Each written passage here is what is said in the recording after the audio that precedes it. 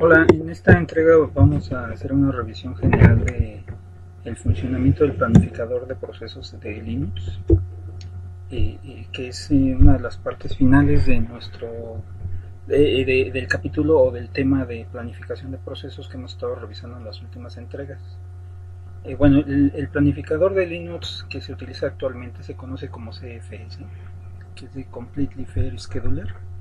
Sí, este es el planificador que se utiliza o que se incluyó a partir del kernel 2.6.23 de Linux. Para el kernel 2.5 y las versiones anteriores a 2.6.23 se utilizó uno que se conocía como D1, que tiene algunas características diferentes a lo que vamos a mencionar. Entonces, bueno, hay que tener en cuenta que depende de la versión del kernel de Linux, se utiliza un tipo de calendarizador diferente. Sí, el que nosotros vamos a revisar, los conceptos que vamos a revisar, corresponden a algunas de las características de CFS, es decir, el scheduler que se utiliza o el calendarizador o planificador que se utiliza a partir del kernel 2.6.23 hasta la actualidad. ¿Sí? Entre otras cosas, podemos mencionar de este planificador que se hace uso de algo que se conoce como clases de scheduling, que es una forma en la cual se puede, o más bien se lleva a cabo una clasificación de los procesos, ¿sí? De acuerdo al tipo de proceso que se trate, de acuerdo a la prioridad que tiene el proceso, ¿sí? Al tipo de proceso de que se trate. ¿Sí? A cada una de esas clases, en un momento vemos un pequeño ejemplo de cómo funciona esta parte. A cada una de esas clases se le asigna una prioridad, y lo que hace el scheduler pues, es ir atendiendo los procesos dependiendo de la prioridad de la clase en la cual se encuentran, la clase con la cual fueron creadas. Esa clase se determina en el momento que se crea el proceso, ¿sí? De manera inicial. Entonces, una vez que se asigna un proceso a una clase, el proceso se va a atender dependiendo de la prioridad que tenga esa clase, y dentro de esa clase se atienden los procesos también de acuerdo a la prioridad que tienen asignada a cada proceso. Entonces ahí hay una doble revisión que se hace. Primero se atienden los procesos que se encuentran en la clase con la mayor prioridad, y dentro de esa clase se atienden los procesos que tienen la prioridad más alta, y con la cual fueron creados o con la cual se están ejecutando. Anteriormente habíamos mencionado también que en la práctica los algoritmos que estuvimos revisando para el planificador, por ejemplo el FCFS, Round Robin, la aproximación de SJF, las prioridades, en la práctica generalmente no se utilizan como un algoritmo único para llevar a cabo la planificación, sino que se llevan a cabo, o más bien se utilizan en combinación varios de ellos dependiendo de las características que tenga nuestro sistema operativo, de los requerimientos de nuestro sistema operativo. ¿Sí? Para el caso del planificador de Linux, en particular CFS, se sigue la misma idea. En realidad se utilizan varios algoritmos para llevar a cabo la ejecución o para llevar a cabo la planificación de los procesos. Como les mencionaba hace un momento, entonces lo que hace CFS es seleccionar las tareas para llevar a cabo o para decidir cuál es el siguiente proceso que se tiene que ejecutar. Lo que se hace es seleccionar la tarea con la prioridad más alta de la clase que tiene la prioridad más alta de acuerdo a las clases que están definidas en el scheduler. ¿Sí? Inicialmente hay dos tipos de clases que se utilizan. Una de ellas se conoce como la clase predeterminada, ¿sí? En la cual se hace uso de CFS, y otra que se conoce como clase de tiempo real, en la cual se puede llevar a cabo el uso, por ejemplo, de round robin para llevar a cabo la ejecución de los procesos. Eso cuando se requiere atender a un conjunto de procesos de tiempo real. Entonces aquí podríamos pensar nosotros en dos tipos o dos clases de procesos. Unos que serían los procesos normales, el tipo de procesos que ejecutan ustedes todos los días en su sistema, y otro que también puede ejecutar Linux, que son los procesos de tiempo real a los cuales se le asigna una clase, ¿sí? Que se conoce como clase de tiempo real, la cual además esta clase tiene una prioridad más alta que la clase predeterminada o la clase que utilizan ustedes normalmente.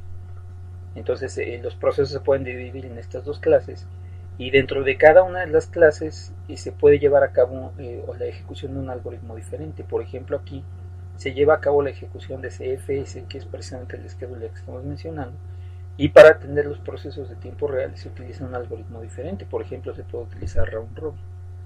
¿Sí? Y de lo que mencionaba hace un momento, entonces lo que hace Linux, en este caso el kernel de Linux, para el caso del scheduler es los procesos que se encuentran en la clase predeterminada, ¿sí? Es decir, procesos de usuario, también dentro de la clase tienen asignada una prioridad. Entonces los procesos se atienden primero, atendemos la clase de mayor prioridad, es decir, vamos a ver si hay procesos de tiempo real que sea necesario ejecutar. Una vez que se atendieron, ¿sí? Ahora vamos a llevar a cabo la ejecución de los procesos que están en la clase predeterminada, comenzando o dándole preferencia a los procesos con mayor prioridad. Sí, hay algunos detalles importantes aquí, interesantes, que también se implementan en CFS, por ejemplo, para evitar la inanición, para garantizar que cualquier proceso, aunque tenga la prioridad más baja de todo el rango que se maneja, en algún punto podemos garantizar que se puede ejecutar. Sí, en un momento mencionamos esta parte. Entonces, bueno, un primer acercamiento, ¿sí? Esto en realidad no es, no representa realmente la forma en la cual se organizan los procesos. En el caso de Linux, en realidad se hace uso de una estructura diferente. Bueno, se hace uso de un árbol, en un momento también lo mencionamos. Pero podríamos visualizar esto que acabamos de mencionar de esta forma. Tenemos nosotros dos clases, entonces vamos a tener nosotros dos colas de procesos. En la práctica, en realidad estas no son colas, son árboles. Sí, ahorita lo comentamos. Pero bueno, podemos considerarlo esto como una primera aproximación. Entonces tenemos dos clases definidas, una que es la clase predeterminada, donde vamos a colocar todos los procesos de usuario, por ejemplo, la mayoría de los procesos del sistema operativo incluso, ¿sí? Y tenemos otra que es la clase de tiempo real, en la cual vamos a tener procesos que además, todos ellos, cualquiera de estos, va a tener una prioridad más alta que los que tenemos aquí, ¿sí? Entonces, la forma en la que funciona el scheduler es la siguiente. Lo que va a hacer el scheduler de Linux, aquí esta flecha en realidad más o menos sale sobrando, ahorita lo comentamos. ¿Sí? Lo que hace entonces el scheduler es lo siguiente. Primero dice, a ver, vamos a ver si hay procesos que se encuentran en este momento en la clase de tiempo real que estén pendientes de ejecución. Y entonces a estos procesos se les va a dar prioridad. Y aquí adentro, por ejemplo, se puede determinar si, por ejemplo, que la ejecución se lleve a cabo utilizando un round robin, no necesariamente prioridades, que también se podría hacer. Pero, por ejemplo, una de las posibilidades es utilizar round robin para llevar a cabo la ejecución de estos procesos de tiempo real. Una vez que estos procesos se atienden, si se acuerdan lo que habíamos comentado acerca de el manejo de scheduling haciendo uso de colas de prioridades, es más o menos el mismo concepto, el mismo principio que se aplica en este caso. Es decir, en este caso tendríamos nosotros un conjunto de procesos con una prioridad muy alta, otro conjunto de procesos con una prioridad más baja que los de tiempo real, pero a su vez dentro de la clase predeterminada también están definidas prioridades, que es la manera en la cual ustedes han visto la ejecución de procesos en los sistemas que usan todos los días. Entonces primero se atiende la cola con la mayor prioridad, la clase en este caso con la mayor prioridad. A continuación se atienden los procesos que se encuentran en la clase predeterminada, ¿sí? Y aquí es donde realmente CFS, el scheduler de Linux, lleva a cabo su trabajo.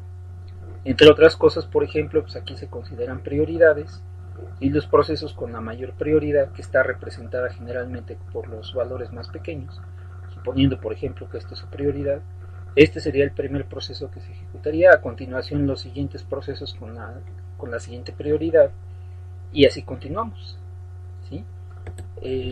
A grandes rasgos ese es más o menos el funcionamiento. Bueno, hay algunos otros detalles importantes acerca de CFS.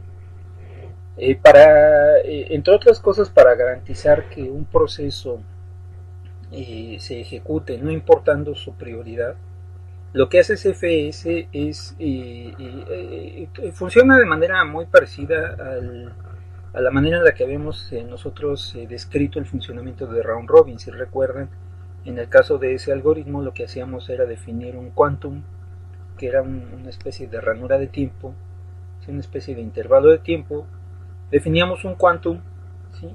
Y asignábamos ese quantum a cada uno de los procesos que teníamos. Bueno, en el caso de CFS, dado que se consideran las prioridades, el quantum no se calcula exactamente de la misma forma. De hecho, no podríamos llamarlo quantum, porque cuando nos referimos al quantum estamos haciendo referencia a un intervalo de tiempo fijo, o al menos a un conjunto de intervalos de tiempo fijo. ¿Sí? En el caso de CFS, lo que hace este algoritmo, este scheduler, es asignar una proporción del tiempo de CPU, ¿sí? No un tiempo fijo, sino una proporción del tiempo de CPU para cada uno de los procesos que están pendientes de ejecución, ¿sí? Entonces, en realidad, el procesador se le va a asignar a cada uno de los procesos, pero se le va a asignar una proporción de un intervalo de tiempo dependiendo de la prioridad que tiene. ¿Sí? Para calcular las prioridades, si recuerdan por ahí, esto ya lo han estado viendo por ahí en la sección de procesos, se utiliza algo que se conoce como nice value, ¿sí? O el nice number, que también se le llama, que es un numerito a partir del cual se lleva a cabo el cálculo de la prioridad de un proceso. Para el caso de los sistemas Linux, ese nice value es un número que se encuentra entre menos 20 y 19, que corresponde a las prioridades que puede manejar un proceso, ¿sí? El valor predeterminado es 0. ¿Qué quiere decir eso? Por ejemplo, si yo creo en este momento un proceso sin ningún tipo de prioridad, ¿sí? Con la prioridad predeterminada va a tener un valor de 0 como prioridad, ¿sí? Y inicialmente va a tener asignado también un valor, el nice value, ¿sí? Este valor también lo va a tener asignado como 0. Si yo quisiera aumentar la prioridad de ese proceso, bueno, el valor predeterminado lo dejo en 0, pero lo que hago es modificar el nice value dependiendo si quiero que el proceso tenga una prioridad mayor o menor, ¿sí? Originalmente tiene un valor de 0, y si yo, por ejemplo, este valor, este nice value, lo coloco en menos 10, lo que estoy haciendo es asignarle una prioridad más grande al proceso. La prioridad en realidad se calcula tomando el valor predeterminado y a eso sumándole el nice value. Entonces, al colocar yo un valor de menos 10 aquí, y si lo sumamos con el valor predeterminado, eso me da una prioridad final de menos 10.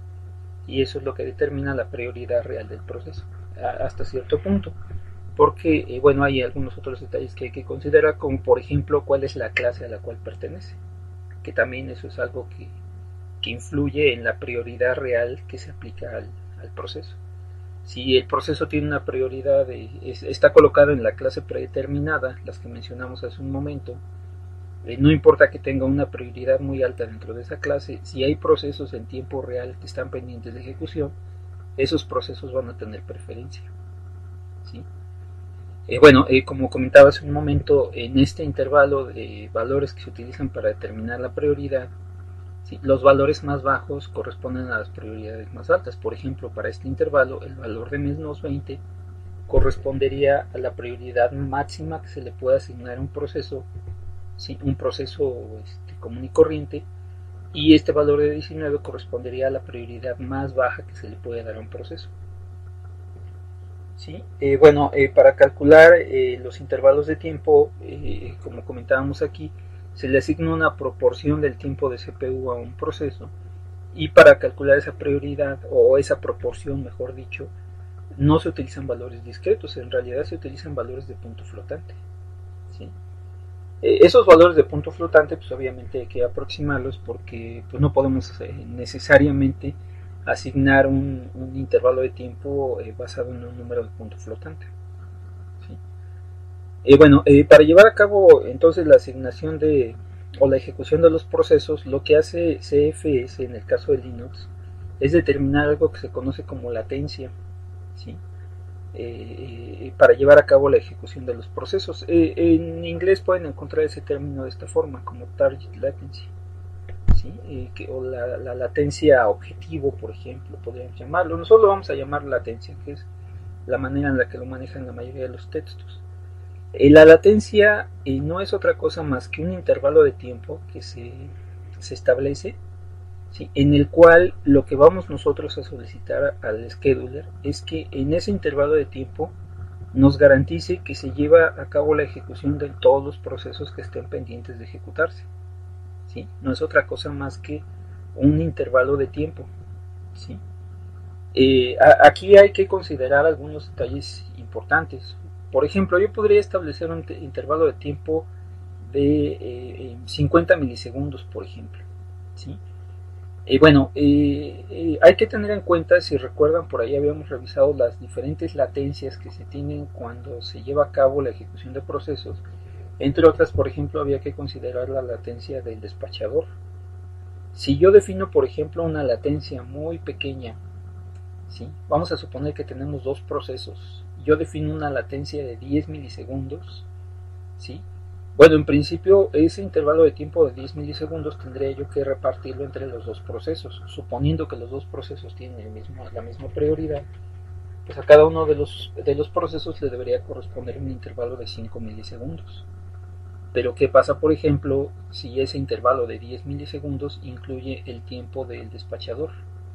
¿Sí? Vamos a suponer que el tiempo de despachador equivale a 3 milisegundos, entonces en ese intervalo de tiempo de 10 milisegundos yo tengo que llevar a cabo dos cambios de contexto, ¿sí? Eso implica que en ese intervalo de 10 milisegundos voy a ocupar 6 milisegundos para llevar a cabo el cambio de contexto de los dos procesos y garantizar que los dos procesos se ejecuten, y el tiempo real que le voy a poder asignar a cada proceso en realidad es de 2 milisegundos, ¿sí? Si revisan ustedes un escenario como ese, nos podemos dar cuenta de que el tiempo de procesador, ¿sí?, un porcentaje importante del tiempo de procesador, en este caso el 60%, se está dedicando únicamente a cambios de contexto.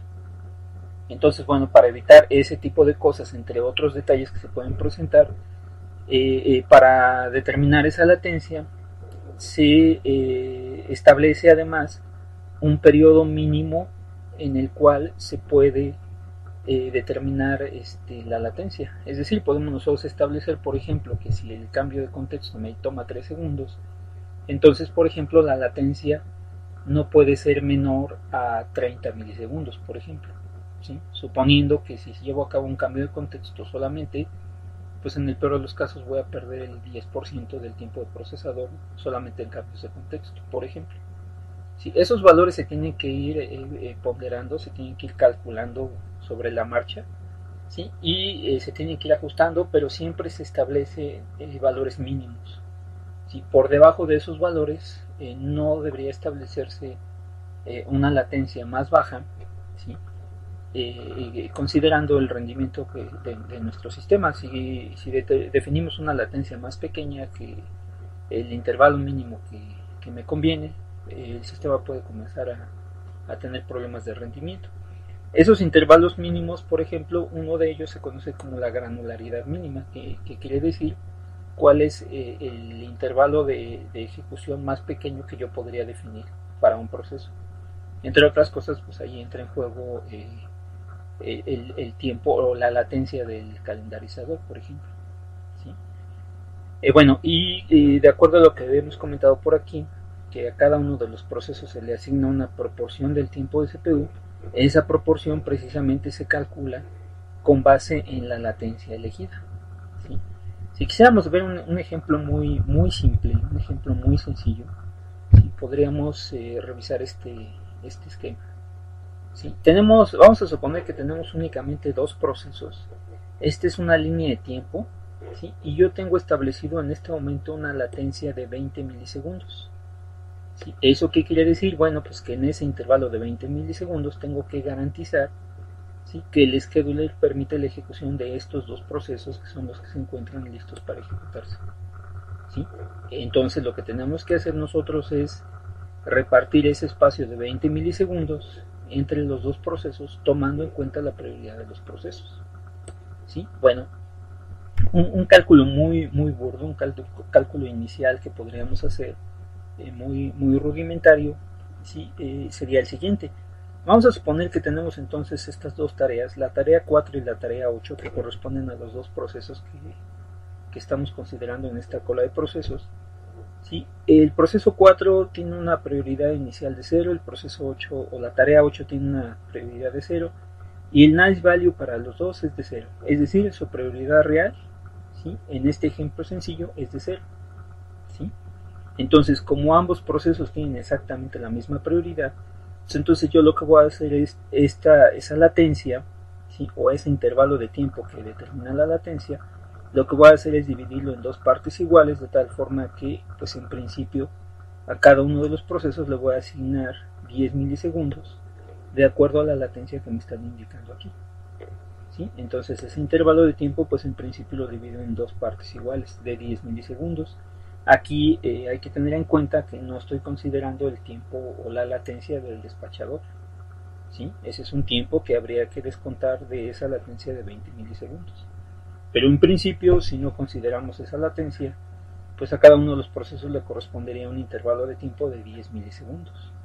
Ahora, ¿qué pasa si, por ejemplo, yo tengo un escenario diferente, por ejemplo, con esos dos mismos procesos, pero en este caso tengo el proceso 4 con una prioridad predeterminada de 0, pero con un nice value de de menos 10. Y el proceso 8 lo tengo con una prioridad de 0 y un nice value de 0. ¿Sí? En este caso, si se fijan, al sumar la prioridad predeterminada con el nice value, lo que obtengo es que la tarea número 4 tiene una prioridad real de menos 10, es decir, tiene una prioridad mucho más alta que el proceso 8. ¿Sí? Vamos a suponer, por ejemplo, que ese valor de menos 10 correspondiera a una prioridad el doble de alta que para el proceso, para la tarea 8. ¿Sí? Bueno, en ese caso lo que tengo que hacer es calcular cuál es la proporción que le corresponde de ese intervalo de 20 milisegundos a la tarea 4 de acuerdo a esa prioridad. ¿Sí? Por ejemplo, algo que podría yo hacer es decidir, podríamos dividir ese intervalo de 20 milisegundos en tres partes, ¿sí?, que nos daría un 6 punto algo, ¿sí?, y 6.66 más o menos, y entonces asignarle el doble de prioridad a la tarea 4. ¿Sí? De tal forma que de esa manera pues ya correspondería al proceso, al doble de prioridad que tenemos indicada para el proceso número 4. ¿Sí? Aquí déjenme hacer una pequeña modificación. Vamos a hacer una pequeña trampa, ¿sí?, para que nos cuadren las cuentas. ¿Sí? Y lo que vamos a hacer es esto. ¿Sí? Dado que este proceso estamos suponiendo que su prioridad corresponde al doble de prioridad de la tarea 8, entonces a este proceso, a esta tarea le debería corresponder el doble de tiempo de procesador de lo que le estábamos dando a la tarea 8. Entonces en este caso, si yo tomo este intervalo de 21 milisegundos, ¿sí?, esa latencia de 21 milisegundos, la divido en tres partes iguales, entonces a la tarea 4 le deberían corresponder 14 milisegundos y a la tarea 8 solamente 7 milisegundos. ¿Sí? Esa es la forma en la cual Linux, el scheduler de Linux lleva a cabo el cálculo dependiendo de la prioridad de los procesos. Lo que hace es asignar una proporción de la latencia, una proporción de este intervalo de tiempo que me indica la latencia, ¿sí?, a cada uno de los procesos. Aquí es importante tener en cuenta que un proceso, aunque tenga la prioridad más baja, ¿sí?, siempre le va a corresponder una proporción de este intervalo de tiempo que estamos definiendo aquí. ¿Sí? De hecho, el scheduler está diseñado de esa manera. Si yo tuviera aquí una secuencia, por ejemplo, de 10 procesos y uno de ellos tiene una prioridad de 19, es decir, la más baja, de cualquier manera, al asignar yo una proporción aquí, lo que voy a hacer es asignarle a ese proceso, ¿sí?, una proporción de este intervalo de tiempo. Eso, una de las ventajas que tiene es que evita la inanición, porque me garantiza que en este intervalo de tiempo todos los procesos, independientemente de la prioridad que tengan, todos ellos van a poder utilizar una proporción de este intervalo de tiempo para su ejecución. ¿Sí? Y esa es la manera en la cual este scheduler evita la inanición. ¿Sí?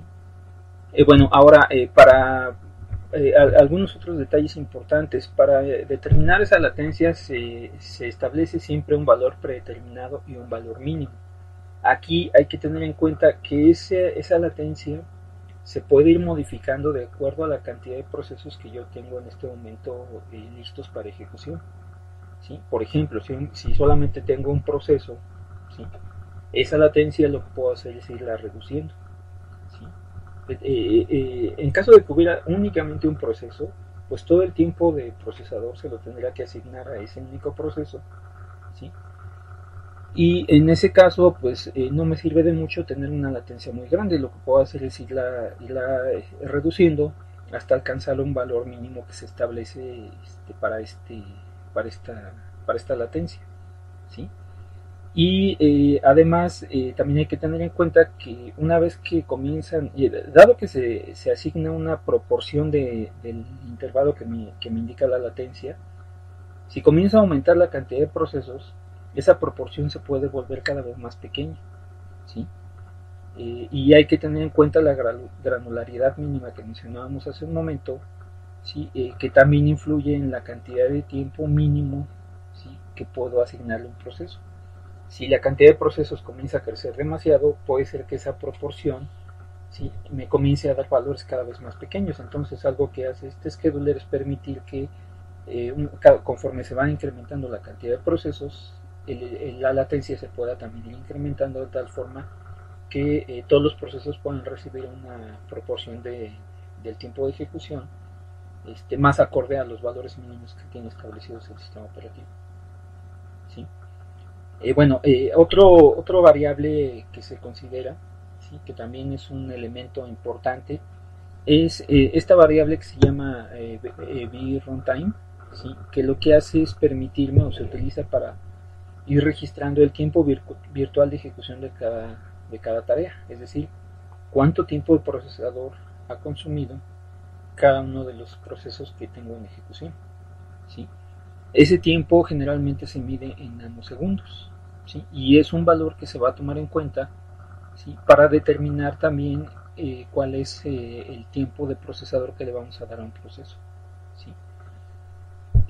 Para esto además también se calcula algo que se conoce como un factor de decaimiento, ¿sí? Que también se va a utilizar para poder determinar cuál es la prioridad que le vamos a dar a un proceso o en qué momento le proporcionamos el procesador a un proceso. Para esto se calcula este factor, ¿sí? Esta parte si quieren después pueden revisarla con calma, ¿sí? En la cual se determina el peso de un proceso con una prioridad, la prioridad predeterminada, ¿sí? Es decir, un proceso que tenga una prioridad de 0 con un nice value de 0, y eso se divide entre el peso de la tarea actual, y ese peso se calcula de esta manera. ¿Sí? El peso se calcula como 1024 por 1.25 elevado al nice value con un signo negativo. ¿Sí? Si ustedes hacen las cuentas, por ejemplo, para un proceso con la prioridad predeterminada, es decir, una prioridad de 0 con un nice value de 0, si yo coloco aquí un valor de 0, esto me da un 1 y entonces la prioridad, el peso que tendría un proceso de ese tipo sería de 1024. ¿Sí? Y el factor que calcularíamos para ese proceso sería de 1024 dividido entre 1024 y eso me da un valor de 1. ¿Sí? Bueno, si hacemos las cuentas, cuando un proceso tiene un nice value negativo, ¿sí? este valor se vuelve positivo y entonces al llevar a cabo esta división, ¿sí? vamos a obtener un valor menor que 0. ¿Sí? En cambio, si yo tengo un proceso con un nice value mayor que 0, ¿sí? al llevar a cabo este cálculo y después hacer esta operación, vamos a obtener un valor mayor que 0. ¿Sí? ¿Para qué me sirve eso? Bueno, si yo estoy considerando el tiempo de ejecución de un proceso, ¿sí? si ese proceso tiene un nice value mayor que 0, es decir, tiene una prioridad menor, conforme mayor sea este valor, ¿sí? eso me va dando un vRuntime cada vez mayor. ¿Sí? Bueno, Vamos a ver un ejemplo. Y bueno, además, este calendarizador hace uso de un algoritmo apropiativo, que ya habíamos visto por ahí que se requiere cuando utilizamos nosotros prioridades para la ejecución de procesos, de tal forma que un proceso sea capaz de solicitar la ejecución del despachador en caso de que necesite ejecutarse y tenga una prioridad mayor que el proceso actual. Entonces, el calendarizador es apropiativo. Bueno, por ejemplo, vamos a suponer que tenemos aquí otra vez dos procesos, la tarea 4 y la tarea 8. Este proceso tiene una ráfaga de 20, este proceso tiene una ráfaga de 60, este tiene un nice value de 0 y este tiene un nice value de 10. En principio, pues esta tarea tiene una prioridad menor que esta por tener un valor más alto, ¿sí? Si ustedes calculan el peso para este proceso utilizando las expresiones que veíamos hace un momento, nos vamos a dar cuenta que el peso de este proceso, ¿sí?, es de 1024, mientras que para este proceso es de 109.95. Si yo calculo el factor, ¿sí?, que es esa división que veíamos allá arriba, para el caso de este proceso con una prioridad predeterminada, ¿sí?, voy a obtener un factor de 1. ¿Sí? Y en cambio, para este proceso, ¿sí?, al hacer esta división, si se fijan, voy a obtener un valor de 9.31. ¿Sí?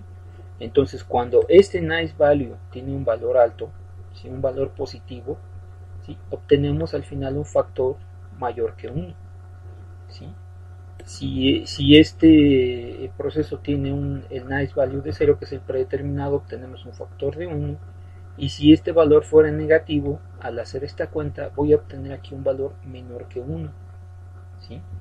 Y entonces para un proceso con una prioridad menor a 0, con un nice value menor a 0, este factor me indica un valor menor a 1, y para valores mayores que 0 me indica cada vez valores más grandes. Por ejemplo, en este caso me indica un 9.31. ¿Sí? Entonces lo que hace el scheduler es llevar a cabo estos cálculos, y con base en este tipo de valores lo que hace, entre otras cosas, con base en este tipo de valor lo que hace es determinar la prioridad de cada uno de los procesos que tenemos por ejecutar. ¿Sí? Entonces ese es uno de los cálculos que se llevan a cabo. Otro detalle que es importante también tener en cuenta es que cada vez que un proceso o cada vez que un hilo lleva a cabo la ejecución, hace uso del procesador por un intervalo de tiempo, como se muestra aquí. Ese intervalo de tiempo se tiene que ir agregando al tiempo virtual de ejecución, ¿sí?, es decir, a esta expresión. ¿Sí? Una de las ventajas que tiene esto es la siguiente. ¿Sí? Antes de eso, perdón. Por ejemplo, en este caso vamos a suponer que este proceso tiene una ráfaga de tamaño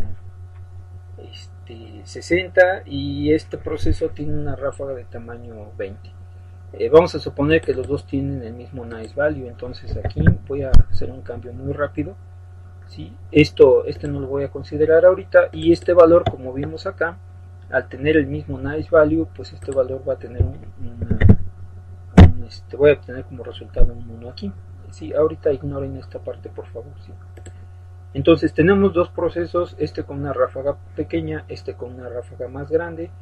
¿Sí? Los dos tienen el mismo nice value, entonces en principio tienen la misma prioridad. ¿Sí? El peso para los dos va a ser de 1024 porque los valores que tienen son los mismos, y el factor va a ser de 1.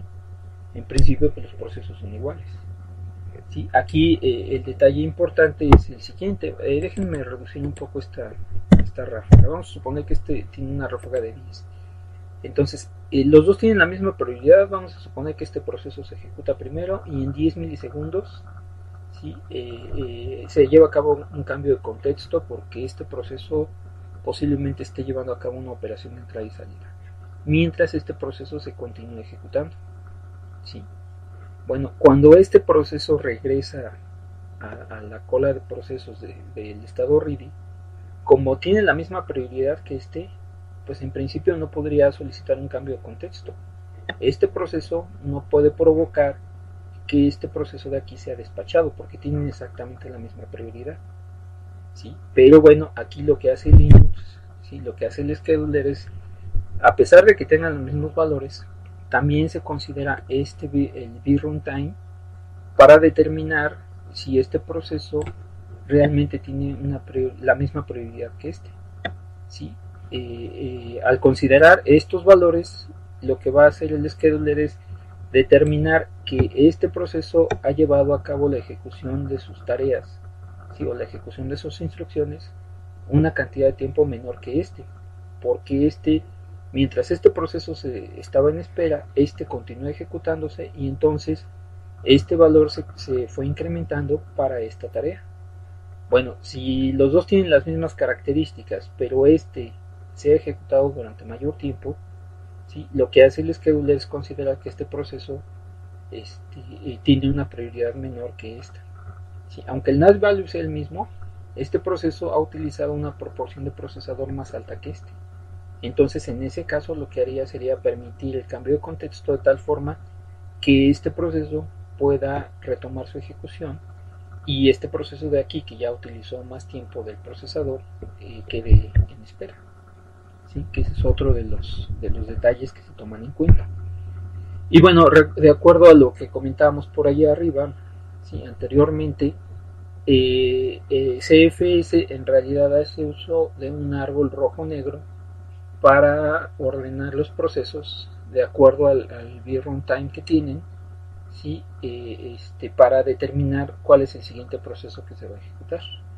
¿Sí? Considerando ese valor, lo que hace es ordenar los procesos de esta forma utilizando una estructura de este tipo, y entonces lo que hace es siempre comenzar a atender el proceso con el valor de runtime, del vRuntime más pequeño de todos ellos. Esta es realmente la estructura que se utiliza, este es el aspecto que tiene realmente el scheduler, o más bien la cola de procesos, que en realidad no es una cola de procesos, es un árbol de procesos. Para eso se hace uso de un árbol rojo-negro. Bueno, ustedes ya conocen el funcionamiento de ese tipo de estructuras. Ahora, habíamos mencionado por ahí que había dos clases de procesos, se definían dos clases, uno que eran los procesos predeterminados, o la clase predeterminada, y otro que eran los procesos de tiempo real. Para el caso de los procesos de tiempo real, ¿sí? El planificador hace uso del estándar POSIX, ¿sí? Entre otras cosas, por ejemplo, lo que hace es manejar algo que se conoce como políticas de planificación, ¿sí? Que es uno de los una de las características o uno de los elementos que se definen cuando se crea un proceso de este tipo. También para el caso de los procesos de la clase predeterminada, pero en el caso de los procesos de tiempo real, por ejemplo, se pueden hacer uso de varias políticas. Dos de ellas son estas, SCHED-FIFO y SCHED-RR. Estas políticas lo que hacen es, entre otras cosas, determinar cuál es el algoritmo que se va a utilizar para atender esos procesos. ¿Sí? Por ejemplo, en el caso de que yo a un proceso le asigne esta política, ¿sí? Este proceso se va a atender utilizando el algoritmo FCFS que habíamos comentado. ¿Sí? Si yo le asigno esta política, ¿sí? A este proceso se le va a atender utilizando un algoritmo de round robin. Cada uno de ellos podría tener una aplicación diferente. Por ejemplo, si recuerdan en este caso, ¿sí? el calendarizador se comporta como no apropiativo y lo que hace es atender a cada uno de los procesos hasta que finaliza su cola su ráfaga de CPU. En este caso lo que se hace es definir un quantum y atender a todos los procesos utilizando ese quantum. En el caso de Linux se usan al menos un par de quantums para atender esto. Entonces, dentro de los procesos de tiempo real incluso se pueden definir un par de colas, ¿sí? Una cola para los procesos que se van a ejecutar utilizando FCFS, ¿sí? Es decir, haciendo uso de una estructura de tipo FIFO, y otra cola en la cual vamos a usar quantums y vamos a aplicar el algoritmo de round robin. ¿Sí?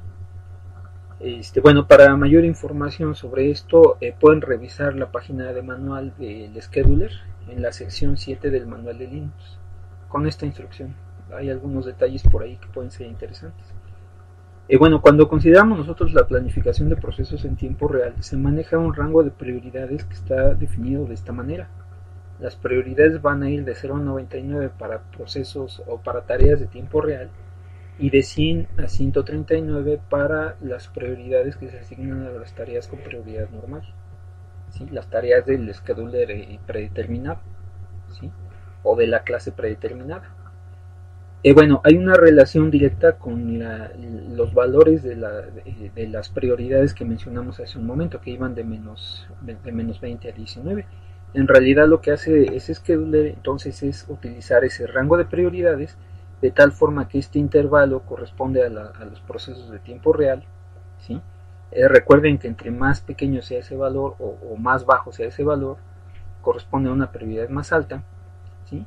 Este rango entonces se utiliza para los procesos de prioridad o los procesos de tiempo real, y este otro intervalo se utiliza para los procesos de la cola predeterminada, de tal forma que estos valores se van a mapear al intervalo menos 20 a 19 que habíamos mencionado previamente, ¿sí? Entonces esta parte no es excluyente respecto a las prioridades que se mencionaban hace un momento, ¿sí? Entonces, esas son las prioridades realmente que se utilizan, ¿sí? Sobre todo cuando estamos haciendo uso de tareas de tiempo real. Este es realmente el rango de prioridades, ¿sí? Este intervalo, recuerden, de 100 a 139, se mapea a los valores que habíamos mencionado previamente, ¿sí? Y bueno, pues eso nos permite seguir utilizando los valores definidos para las prioridades que se han venido utilizando en Linux con algunos otros esquemas. Bueno, hay otro detalle también que es importante tener en cuenta, que es el balanceo de carga, ¿sí? Este scheduler, por supuesto, considera el uso de SMP o el soporte de SMP para arquitecturas multinúcleo, ¿sí? Bueno, entre otras cosas, pues, se considera el balanceo de carga entre procesadores, que se conoce en este contexto como ecualización de la carga entre procesadores, ¿sí? Bueno, considerando que además los procesadores de la arquitectura que se está utilizando puedan soportar NUMA o puedan estar construidos utilizando NUMA, ¿sí? Ya mencionamos cómo funciona NUMA. Sí, este scheduler lo que hace es tratar de minimizar la migración de hilos, porque si recuerdan por ahí, habíamos visto que el hecho de permitir la migración de hilos, es decir, que una tarea se mueva de un procesador a otro, ¿sí? Cuando revisamos por ahí el concepto de afinidad con el procesador, ¿sí? El hecho de permitir la migración puede implicar problemas de rendimiento, porque puede ser que una vez que yo migro un hilo, ¿sí? En el momento que se comience a ejecutar en el procesador nuevo, se tenga que comenzar a llenar la caché con las instrucciones de ese hilo, ¿sí? Que es un hilo que es nuevo para el procesador en el cual se está ejecutando, ¿sí? Bueno, además, aquí se toma en cuenta también, para llevar a cabo la ejecución, la carga de los hilos, que corresponde a la prioridad que tiene el hilo, es decir, la prioridad que tiene el proceso al cual corresponde cuando se comenzó a ejecutar, ¿sí? Y la tasa promedio de utilización de CPU, lo que mencionábamos por ahí arriba con el runtime, ¿sí? Una de las características que podemos notar en esto es que un hilo con prioridad alta, ¿sí? Que haga mucho uso de CPU, ¿sí? O más bien un hilo con una prioridad alta, ¿sí? Que haga uso de CPU, ¿sí? Y que requiera poco CPU, a pesar de tener una prioridad alta, se le va a considerar como un hilo que tiene una carga baja, ¿sí? Porque no requiere hacer uso de mucho tiempo de procesador, ¿sí? Y un hilo con prioridad baja, que tenga una prioridad más baja, pero que haga mucho uso de CPU, al estar haciendo uso de una proporción muy alta de CPU, se le considera como un hilo que tiene una carga muy alta, ¿sí? Incluso se puede dar el caso en el cual dos procesos con prioridades distintas, como lo que se describe aquí, con una prioridad alta y otro proceso con una prioridad baja, ¿sí? Por el uso que tienen de CPU, se les puede considerar como hilos que tienen la misma carga, ¿sí? Es decir, para el CPU representan tener que proporcionar intervalos de tiempo muy parecidos para la ejecución, ¿sí? Entonces, bueno, eso es algo que se considera en el caso de este scheduler. La prioridad no lo define todo, también el porcentaje de CPU que se está utilizando determina la manera en la cual se va a llevar a cabo la ejecución de los procesos, ¿sí? Para esto, además, para cuestiones de balanceo, también se toma en cuenta la carga de una cola de procesos, que no es otra cosa que la suma de las cargas de los hilos que contiene, ¿sí? Y para llevar a cabo el balanceo, además, primero, pues como mencionábamos, se minimiza la migración de los hilos, ¿sí? Eso para minimizar los fallos de memoria que se puedan producir. Ya por ahí también comentamos que es un fallo de memoria, ¿sí? Y para llevar a cabo la migración de hilos, además, y como consecuencia del balanceo de carga, se considera algo que se conoce como dominio de scheduling. Un dominio de scheduling no es otra cosa más que un conjunto de núcleos, como lo podemos ver aquí, ¿sí? Un conjunto de núcleos que pueden ser balanceados con respecto a otro conjunto. Por ejemplo, ¿sí? Por ahí ya habíamos mencionado el funcionamiento de la caché, ¿sí? Por ejemplo, en este caso estamos nosotros considerando un conjunto de núcleos que manejan una caché de 3 niveles, ¿sí? Primero vamos a tener un nivel 1 que está contenido dentro del núcleo, ¿sí? Que no está representado en este diagrama, pero vamos a tener una caché interna.